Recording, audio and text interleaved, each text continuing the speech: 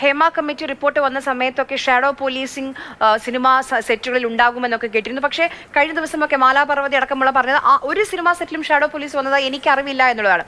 ഇപ്പം റിട്ടയർഡ് മുൻ പോലീസ് ഉദ്യോഗസ്ഥൻ ജോർജ് ജോസഫ് നമുക്കിപ്പം ടെലിഫോൺ ലൈനിൽ ചേരുന്നുണ്ട്. ശ്രീ ജോർജ് ജോസഫ്, നമുക്കറിയേണ്ടത് ഇപ്പം ഷൈൻ അവിടെ ഉണ്ടായിരുന്നു. ഡാൻസ് ഓഫ് സംഘം എത്തിയപ്പോൾ ഡാൻസ് ഓഫ് സംഘം എത്തി എന്ന് അറിഞ്ഞ് ഷൈൻ ഓടി രക്ഷപ്പെടുന്നു. ശരി, അത് നമുക്കറിവുള്ള കാര്യം. പക്ഷേ അന്വേഷണ സംഘത്തിന് മുന്നിൽ ലഹരി ലഭിച്ച അവർക്ക് ആ റൂമിൽ നിന്ന് ഒരു ലഹരി ഉൽപ്പന്നവും ലഭിച്ചിട്ടില്ല, ശാസ്ത്രീയമായ തെളിവുകളില്ല. അപ്പോൾ അവർക്ക് ഇനി എന്ത് ചെയ്യാൻ കഴിയും?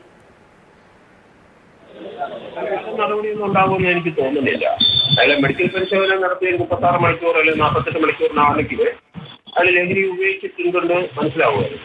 ഇപ്പോഴത് അയാൾ ബ്ലഡ് ട്രാൻസ്ഫ്യൂഷൻ ചെയ്യാമല്ലോ. അയാൾ തമിഴ്നാട്ടിലേക്ക് പോയിട്ടില്ലേ വന്നിരിക്കുന്നു. അതുകൊണ്ട് ബ്ലഡിന്റെ ഒരു 6 മാസം വരെയൊക്കെ അതിന്റെ ലക്ഷങ്ങൾ കാണിക്കും. പക്ഷേ ബ്ലഡ് ട്രാൻസ്ഫ്യൂഷൻ നടത്തി കഴിഞ്ഞാൽ അതിൽ നിന്ന് അദ്ദേഹം രക്ഷപ്പെട്ടിട്ടുണ്ടാവും.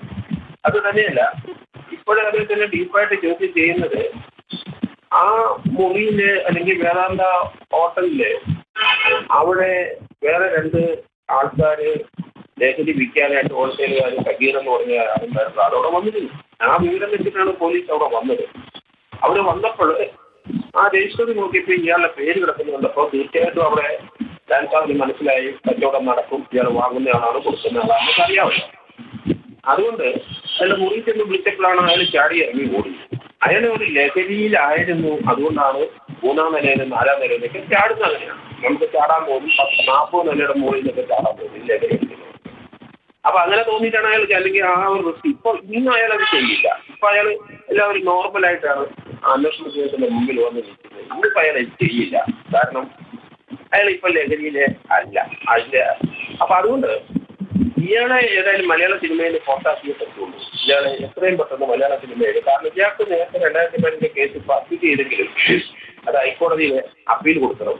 അതുപോലെ തന്നെ പോലീസ് അടിയന്തരമായി ചെയ്യുന്നത് എക്സൈസ് ഡിപ്പാർട്ട്മെന്റില് ഒരു നടി വന്ന് ഇയാൾക്കും ശ്രീനാഥ് വാസിക്കും അവരെ കോടിക്കണക്കിന് രൂപയുടെ ചെയ്യേണ്ടത്. ശ്രീ ജോർജ് ജോസഫ്, നമ്മുടെ നിയമ സംവിധാനങ്ങളല്ലേ ഉറപ്പാക്കേണ്ടത്? അതിനല്ലേ എക്സൈസ് വകുപ്പൊക്കെ ഉള്ളത്? അതന്നല്ലേ ഈ എക്സൈസ് വകുപ്പായാലും ശരി, അബ്കാരി ഏത് വകുപ്പായാലും ശരി, അതെല്ലാം പോലീസിന്റെ കീഴിലുള്ള വകുപ്പ് തന്നെയാണ്. അത് സ്പെഷ്യലൈസ് അവർക്ക് അങ്ങ് കൊടുത്തന്നേ ഉള്ളൂ. ആ കേസ് എടുക്കുന്നതിന് പോലീസിന് ഒരു നിയമ തടസ്സമില്ല. അത് ടേക്ക് ഓവർ ചെയ്യാം. DGP ഗവൺമെന്റ് പറഞ്ഞൊരു ഉത്തരവ് ഇട്ട് കഴിഞ്ഞാൽ ആ ഇപ്പോൾ എക്സൈസിന്റെ കയ്യിലിരിക്കുന്ന കേസ് പോലീസ് അങ്ങ് ടേക്ക് ഓവർ ചെയ്താൽ മതി. ഫോറസ്റ്റ് കേസ് ഏത് കേസിനും അധികാരം പോലീസിനാണ്. അതിനൊരു സ്പെഷ്യലൈസ്ഡ് വിങ് ഇന്ത്യയിൽ ഉണ്ടാക്കിയിട്ടുണ്ടെന്നേ ഉള്ളൂ. അതുകൊണ്ടാണ് അവർ കേസ്. അതുകൊണ്ട് ആ കേസ് പോലീസിന് എടുക്കാൻ പാടില്ല, പറ്റില്ല എന്ന് എങ്ങും പറഞ്ഞിട്ടുമില്ല. നിയമപരമായിട്ട് അങ്ങനെയല്ല, ശരിയുമല്ല. അതുകൊണ്ടാണ് ഞാൻ പറയുന്നത്, എക്സൈസിന് ഇപ്പൊ 2 കോടി ചെല്ലുവാനുള്ള ഹൈബ്രിഡ് കഞ്ചാവ് കൊടുക്കാനായിട്ട് കൊണ്ടുവന്ന ലേഡിയുടെയും ഒരു ഡ്രൈവറുടെയും കേസുണ്ട്. അത് പോലീസ് ടേക്ക് ഓവർ ചെയ്യണം. DGP ഉത്തരവിട്ടാൽ മതി, അല്ലെങ്കിൽ ഗവൺമെന്റ് ഉത്തരവിട്ടാൽ മതി. അത് ടേക്ക് ഓവർ ചെയ്തിട്ട് അതിന് അയാൾ കോ അക്യൂസിന്റെ കൺഫെഷനുണ്ട്. അപ്പൊ അത് പോലീസിനെ സംബന്ധിച്ച് വലിയ വിലയുള്ളതാണ്.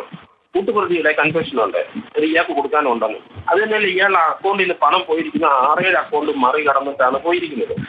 അപ്പോൾ ഡിജിറ്റലായിട്ടുള്ള ഇൻവെസ്റ്റിഗേഷൻ മുന്നോട്ട് പോകണം. അത് എക്സൈസിന് അത്ര എക്സ്പെർട്ട് അല്ല അവർ. അതുകൊണ്ട് ആ കേസ് അടിയന്തരമായിട്ട് ടേക്ക് ഓവർ ചെയ്ത് ഇവനെ ഒതുക്കിയേ പറ്റുള്ളൂ.